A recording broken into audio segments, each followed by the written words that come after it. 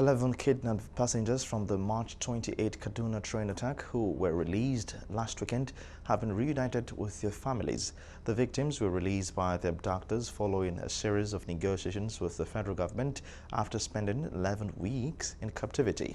The 11 victims comprise 6 males and 5 females, 6 females and 5 males rather. Upon their release, they were first taken to Abuja, the nation's capital, for debriefing and were later taken back to Kaduna on Monday, where they were handed over to their families by the military. One of the victims, a middle-aged woman who sustained severe injury, could not stand on her own as she's still looking pale and sick due to the trauma she suffered while in custody of the terrorists in the forest.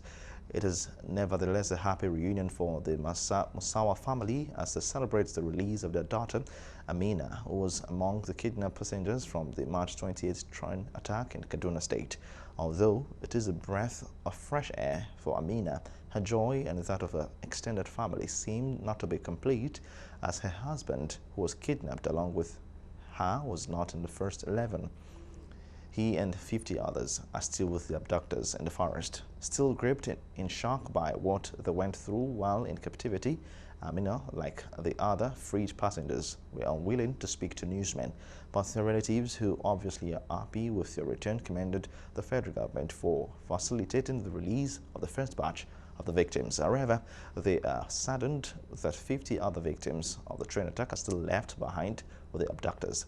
For the joy to be complete, they appeal to the federal government not to rest on its oars until the entire abductors are freed.